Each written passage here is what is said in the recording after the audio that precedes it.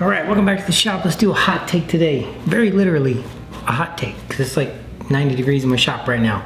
Today we're going to talk about the Precision Hunter 162 grain ELD-X in 280 Ackley Improved. 280 Ackley Improved from Hornady. $26.97 for the first shot. That felt pretty good.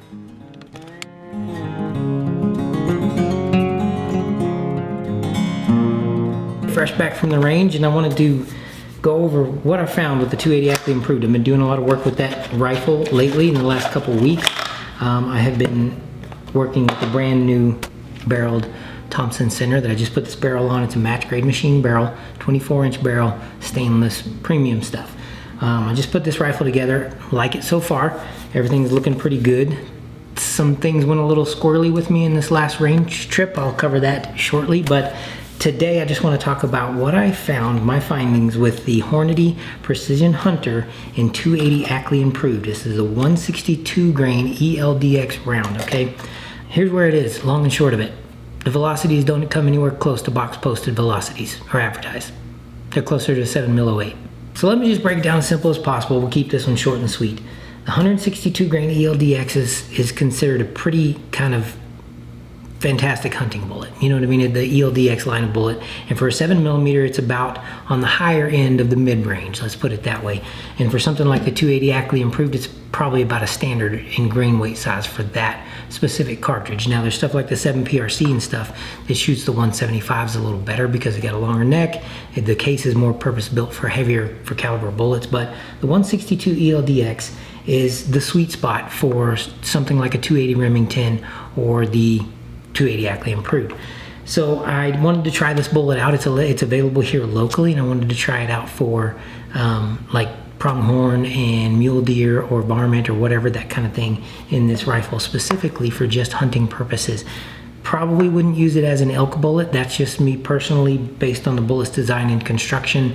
You may get some inconsistent results there. I don't have enough experience as an elk hunter to say one way or another whether or not the ELD-X is effective on elk. So I've never used it. I probably wouldn't, but I wanted a local option that I could find here that's relatively inexpensive, say about $60 to $65 a box, which is insane that we're paying those prices right now, but it is what it is. And I was a little bit disappointed. All right, Hornady advertises on their box here 2,850 feet per second out of the muzzle, 24-inch barrel, which I'm shooting a 24-inch barrel. This is a break action rifle. There's no bolt, there's none of those things. 24 inches, MGM premium barrel. It's fairly new. I've only got about 60 rounds through it so far. And the muzzle velocities I'm getting are closer to 2730. So 2715 to 2730 on average, and my average standard deviations have been about 25. Okay, so in true Hornady fashion, nowhere close to advertised. Box says 2850. I haven't even broken 2750 yet, so I'm at least 100 to 130, maybe even 125 feet per second slower than box posted velocity. That was my first hiccup. Tried it with the Athlon Rangecraft multiple times, multiple shot strings, and got through this whole box, and it was pretty consistently inconsistent. Some of them were ranging down in the 2600s. So I got a couple rounds that actually were like 2690, 2695, and then I'd get a spike and I'd get like a 2750 or whatever, something like that. So my standard deviations across 3 different shot strings. So I shot 2 shortish shot strings and 1 really long one. So 10 rounds plus in this box specifically to get a really big ballistic data set with my Athlon Rangecraft, and the velocities just aren't there. They're not even close. To make my point, I'm going to look in Hornady's load data book here for the 7mm 08, okay? This is the Hornady load manual. I think this is 11th edition or 11th edition. I can do this with a 7mm 08. Why am I beating my shoulder up with a 280 Ackley Improved? Because in the load data for Hornady, the 162 grain ELD-X, you can get up to 2,800 feet per second out of a 24-inch barrel. And you can get over 2,700 feet per second with multiple different powders. As a hand loader, you can probably push that a little bit further. So my question is, why would I waste time with a Magnum cartridge, a longer action if you're using a bolt action, more powder and more kick when I can do that with 7mm08. That's my big first bone of contention with the Hornady 162 grain, specifically in the 280 Ackley. It's nowhere close. It's just like their 7 PRC. The velocities aren't anywhere close to what they're posting. All right, so how did the accuracy go? Okay, let's just give it a fair shake. I went out 2 different times with this rifle. Now, the first time I went out was with a brand new raw rifle, straight off the rack, you know, brand new barrel, that kind of thing. And I actually printed the first group that I shot with this Hornady ammo was 0.5 minutes of angle. Fantastic. That's amazing accuracy. Even at slower velocities, say in 2730 on average, 2715 to 2730, anywhere in there, just creeping just barely over 2700 feet per second. With a half MOA gun like this, as it was relatively mild. It wasn't too bad to shoot. That's a fantastic mule deer round. Fantastic. That'll get you a mule deer all the way out 600 or 700 yards. The ELD-X is a really slippery bullet. It has a high BC here, G7 BC of 0.318. That's a very, very slippery round. So you can get some decent distance with this thing, and more than sufficient energy and penetration and knockdown to take an elk or a pronghorn or a whitetail or any of those kind of thin-skinned medium games with this type of thing. And the accuracy was definitely looking like, okay, it may not be the fastest bullet in the world, but at least it's got meat downrange to reasonable hunting distances. It's fast, it's flat, it'll get there and it'll do the job on thin-skinned game. I probably wouldn't take it for an elk, but it would definitely do it for thin-skinned game, the medium-sized stuff. That was looking really good. I went back out to the range a couple more times after that, twice more, and I found a big problem. I put a muzzle brake on this thing. This thing was kicking me like a mule the first couple range trips. I'm like, okay, I need to get my muzzle brake. Well, I put a QD mount, the chemo mount that I use for my dead air suppressors on there, and I noticed that the group sizes started to open up, which is really kind of bizarre to me because I've not experienced that often. I have experienced it, but it's not something that happens often. Usually when you get a break on something, you shoot it better, the groups tighten up, generally. It's not a rule, but for me, that's been the observed experience that I've had most of the time with muzzle brakes. With this particular rifle, this MGM barrel and the 280 Ackley Improved, once I got that muzzle brake on there, things really started to open up. And so I've stripped it off and we're gonna go with a different type of muzzle brake.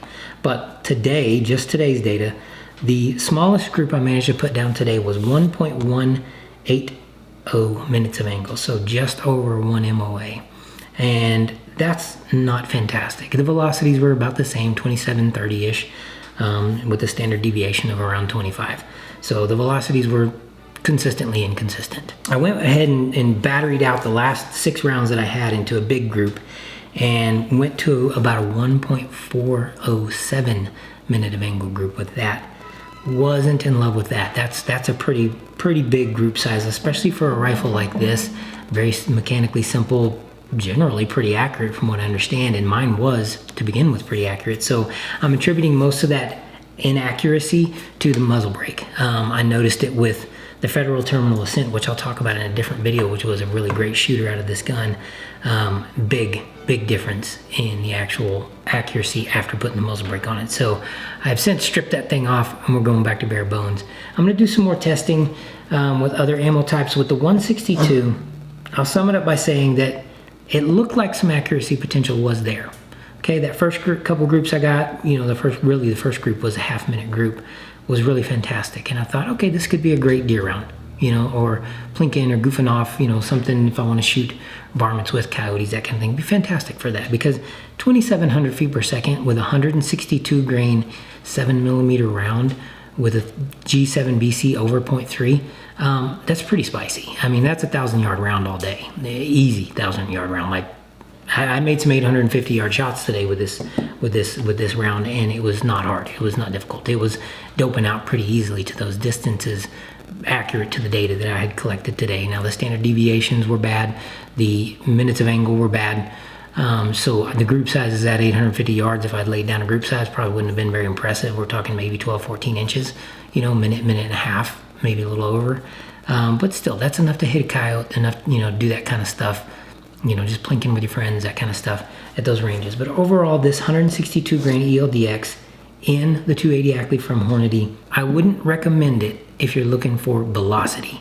This is not gonna get you the velocity of a 7 mag or 7 mag or, you know, long action style cartridge, the 30-06 family of cases.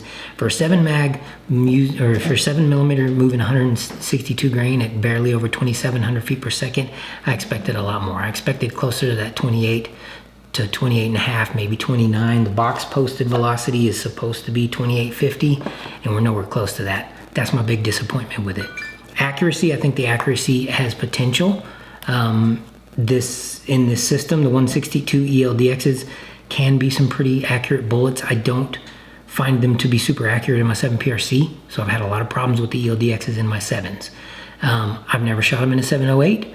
I think you can get the same velocity out of a 708 as you can with this thing and that bullet if you're hand loading, or even maybe in some factory offerings. So that's kind of disappointing, and that's the big disappointment of it all. The accuracy issue with this today, I'm pretty sure, is 100% attributed to the muzzle brake that I added to this rifle. So I've taken it off. I'm gonna torque and tighten everything down, make sure everything's square and okay and spec with all that, and then I'm gonna test again, get another box of this stuff. The big benefit is that it's available locally. I've found it in just about every store I've gone into looking for 280 Ackley ammo. They've got the Hornady. That's kind of a plus. I mean, even if you're just shooting stuff within 300 or 400 yards with it, 2,700 feet per second is more than enough out of you know, something like this. I would like more, because look at, I mean, see that? There's a lot of powder in there, powder space that you can, in that Ackley, and it's not just a 280 Remington. This is an Ackley, so it's got more powder space, more than a 708, more than 280 Remington. Not quite as much as a 7PRC, but it's pretty darn close. So I expected a lot more. Didn't get it. And just as an aside, on a side note here, I'm looking up the 280 Ackley Improved data for reloading, specifically in Hornady's manual, and I've cross-referenced this with Nosler and Viduri and some other things. And that 162 grain class of bullet, man, there's a lot of loads in here that'll get that thing up over 2,900 feet per second or more, 2,950, 2,900. I've seen pretty darn close to that with the 155, so I can imagine you can get a 162 moving at least 2,900 feet per second, especially in a full-length 24-inch barrel.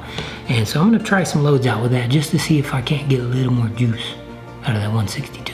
That's it for today. If you have any experiences with the 280 Ackley Improved and the 162 ELD-X from Hornady, the factory ammo, let me know down below. What have your experiences been? What have you seen for velocities and that kind of thing? What are you getting if you're reloading this bullet? What are you getting out of it? And what kind of powders are you using too? I'd be interested to know that, because I think the 162 ELD-X bullet itself is a fantastic bullet for thin game, thin skin game, medium game, that kind of stuff. Fantastic. It's great. You can get some pretty good accuracy out of it. I've seen some pretty good accuracy out of it, different calibers and different types of rifles and stuff. Will it do it in this? I think I might be able to get it back now that I've taken the muzzle brake off, so hopefully that will fix that problem. I'm frustrated about the velocity. That's it. I think we can get more out of this Hornady. I think we can get more. I'm disappointed, but still okay. It's not bad. All right, thank you for joining me again. Don't forget to keep your knives sharp, keep your powder dry, keep your magazines loaded. Y'all be blessed.